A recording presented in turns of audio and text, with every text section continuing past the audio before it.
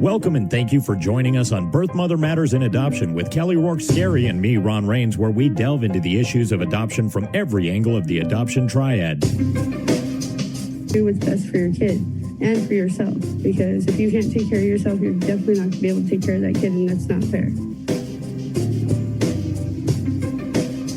And I know that my daughter will be well taken care of with them. Don't have an abortion. Give this child a chance. All I could think about was needing to save my son.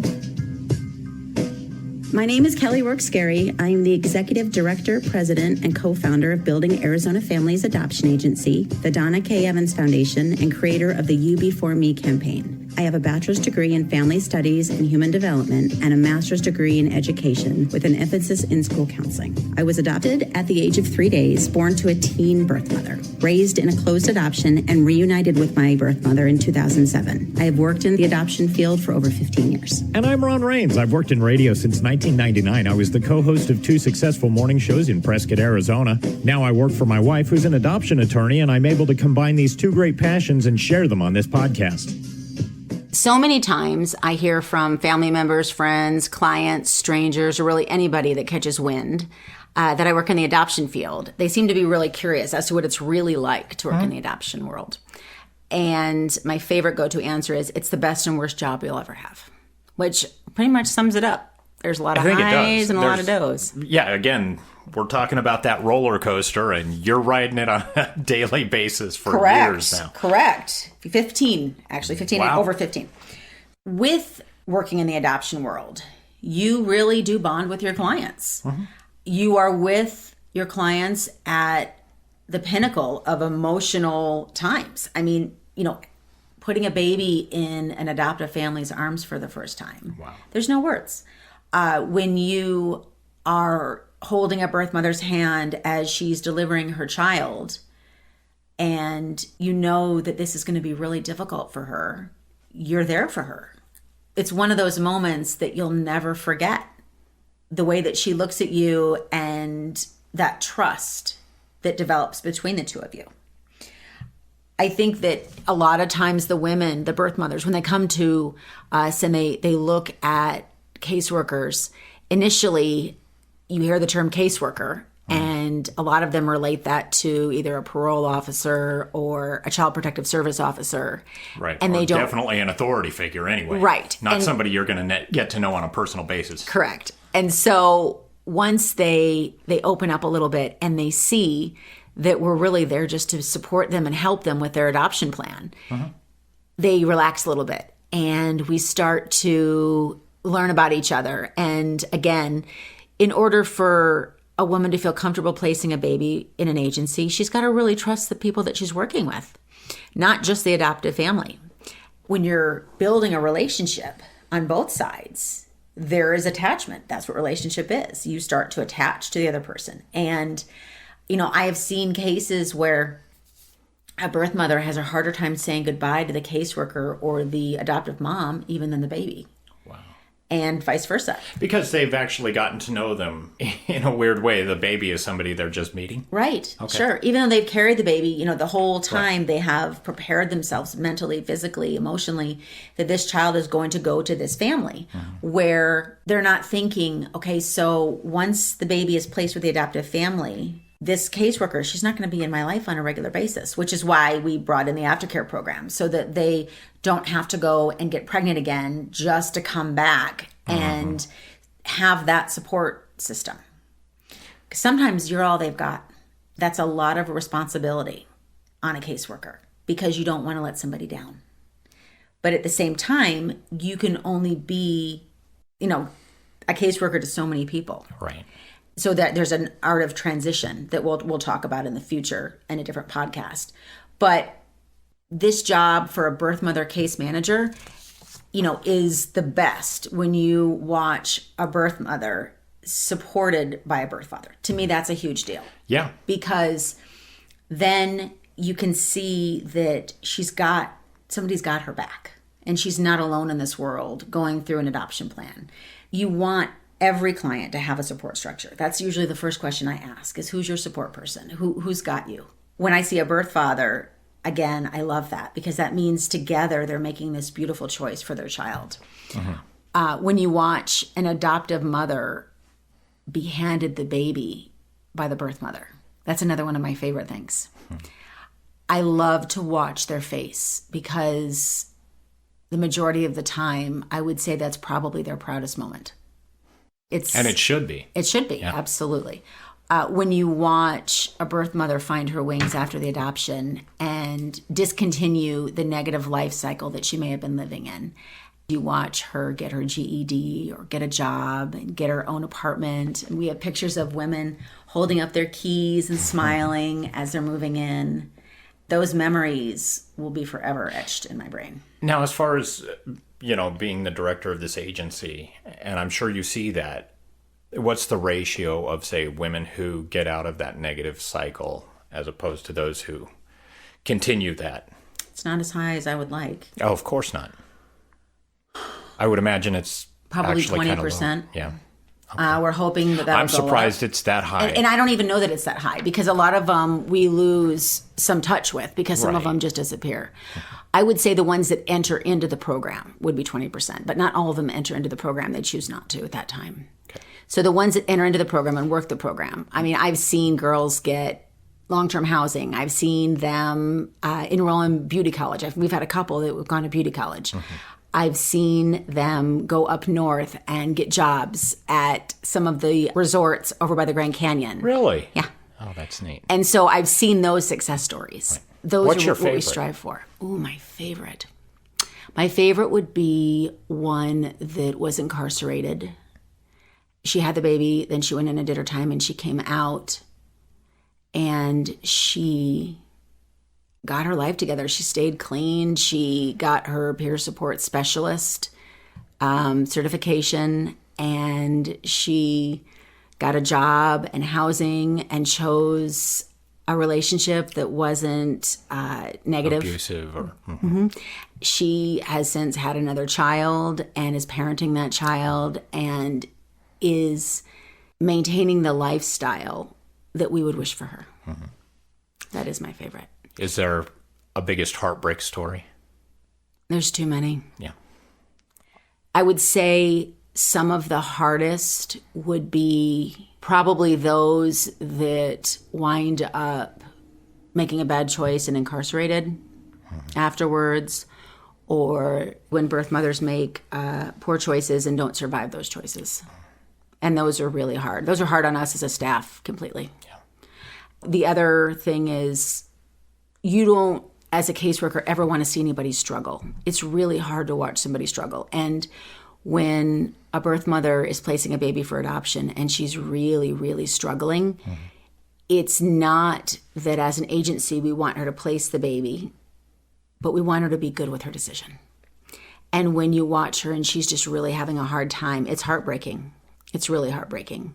When a mom changes her mind and we have to go and tell the adoptive family, that's really tough because it's like watching their whole world collapse.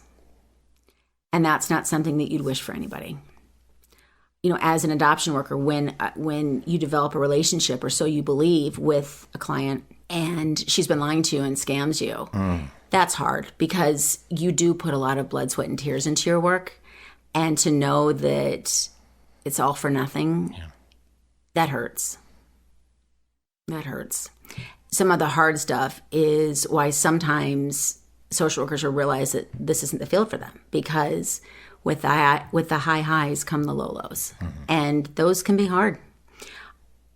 I can also say that in working in adoptions, you are working all through the night sometimes. Babies are born 24/7, 365 days a year. I learned that when my wife and I were dating. We couldn't go on a date and not have her not receive phone calls throughout and have to deal with tragedies and emergencies. And oh, it's true. I've never, in the last 15 and a half years, I've never made it through a movie once. Without a phone call coming in. Right. I will always have to sit near the edge. I will never sit in the middle of a row because I don't want to be disruptive to everybody else. Right. And so I will jump down. And you can't turn the phone off. No. Not as an adoption agency, right? No, because there's people going to labor and there's crises and everything else. So when you're working with birth parents, it's really neat to watch them succeed. It's really important when you see a birth mother and a birth father and they're not on the same page about the adoption plan. It's really important to make sure that you help the birth mother find a support structure, whether that's in the form of a counselor or a family member, somebody that can help her through. That will be on the same page. That will be on the same page with her. In working with adoptive parents, it's a whole different ballgame. But again, you're going to have very high highs and very low lows. It's a huge compliment to the caseworker and to the agency when an adoptive family chooses the agency for a second adoption. That's a huge compliment. Right. Also, when they recommend another family to you, again, even when the adoptive family recognizes how much you've invested blood, sweat, and tears into their adoption to make sure it's as protected and safeguarded and successful as it can be, and they just say, hey, thank you. Like, you really have gone that extra mile. Right. To be appreciated for what you Yes. do and the heart you're putting into it. And I understand that just goes so far. I think we all love that. Oh, for sure. For sure. When an adoptive family defers to you and trusts your judgment, that's a really big thing to me because it says, like, hey, I get it. I'm going to trust you. And I recognize that you've done this before. You know first what rodeo. you're doing. Yeah. When the adoptive parents don't take your advice and jeopardize their adoption, that's the worst. And I've seen that. I had a situation one time where we had a birth mother, and I may have told this story before. She was 100% on the adoption train, and the adoptive mother was so anxious and paranoid that she wasn't going to place that she started harassing her. She found out where she lived, which that's not supposed to happen, Right. and was knocking on her door and going to the laundry room and questioning her. And the birth mother cut ties with her Right. and chose another family and placed. And that was really sad because we couldn't work with the adoptive family again because if they wouldn't listen to us, I can't have them harassing somebody. Right. When you watch an adoptive family's world collapse when an adoption doesn't go through, it's heartbreaking. When the adoptive family blames you for something out of your control, that's really hard too. Right. Like what? Well, let's say a mom changes her mind and doesn't place for adoption, and her mother has stepped in, and the adoptive family will come back maybe and say, well, her mom, like, didn't you find out about her mom? And it's not that we didn't find out about her mom. She may have told us her mom and her don't speak, or she may have told us her mom had CPS remove all of her children. So, you know what I mean? There's reasons behind. It's not that you're not doing your due diligence. Right. But when it's questioning us, that's hurtful because we do go so far above and beyond to safeguard everybody's adoption. We do everything we can to make sure everything is bulletproof. When somebody starts questioning you on that, it's like questioning your integrity. And that hurts because we do work so hard to preserve everything. Yeah. When an adoptive family feels a sense of entitlement, that's hard for me because I look at these women as if I would look at my own birth mother. They need to be treated with respect, and they need to be given that glory that they're due for what they're doing. These are real women pregnant with real babies and making an incredibly difficult decision. Sometimes women don't know how they're going to feel when the baby's born. We want to believe that they're going to want to continue with their adoption plan, but that's not always the case. Right. I mean, when you're dealing with something Humans and human emotions. Yeah, exactly. These relationships are very intense. When an adoptive family is not emotionally ready to do an adoption, they may have had failed infertility. They may have had a really bad experience trying to get pregnant on their own, and they look at adoption as a default option. They come in and they're bitter and they're jaded. They're not in the right place yet. They're not in the right place yet. And even if they've been approved by, another state's entity to be home study certified, they are coming into the program and having to let them know, hey, it doesn't seem like you're ready. Like, maybe you should go get some counseling and then come back and we'll see, because it's not fair. You're going to rob yourself and you're going to rob the birth mother of this beautiful relationship that the two of you are going to have during her pregnancy. And you're going to miss out on being a part of your adoption journey if you're bitter and jaded and distancing yourself from it. Right. As you've always said in the past, for this journey, you need to be present. You need to be in the moment every single moment. As hard as it is, you need to be in the moment. You can't be thinking about your regrets, your hardships. You need to be with the adoption process. Right. It's true. Sometimes there are legal risk situations where an adoptive family, the birth father service may not have been completed. There may be a reason as to why it can't be wrapped up as quickly as we would like it to, and there is a risk that the baby may have to be returned to the birth mother. In those situations, some families are very hesitant, which I understand, in taking the babies, but I always explain it the same way. You're never going to want to look back and realize the time that you missed. So if you go into it with a mindset of, we hope this works out for the best, but it may not. You're never going to look back and think, oh, I wish I would have at least had those 2 weeks or those 3 weeks. Whereas if you don't take the baby, you'll never be able to get that back. So I think that as adoption workers and working in the adoption field, you see a lot of the same things over and over again, but there's always something new. There's always something to learn. There's always something to share. There's always something that each and every client will bring that you will learn more from. You haven't seen it all. You haven't heard it all. And you won't ever, because everything's changing and evolving. Yeah, there's always going to be a surprise around the corner. There's always a surprise. And I'm a firm believer in that. To be surprised by this industry. It's blown me away time after time after time. Me too. And in I can good say and that. bad ways. Right. In good and bad ways. And that's why I say that it'll be the best job you've ever had and the worst job I've ever had.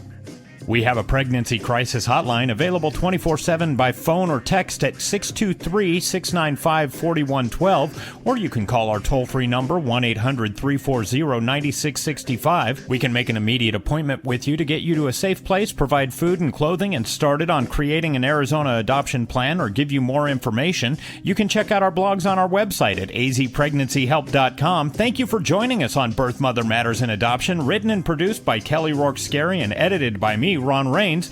If you enjoy this podcast, rate and review us wherever you listen to podcasts. And as always, thanks to Grapes for letting us use their song I Don't Know as our theme song. Join us next time for Birth, Mother Matters, and Adoption. For Kelly Rourke-Scary, I'm Ron Rains, and we'll see you then.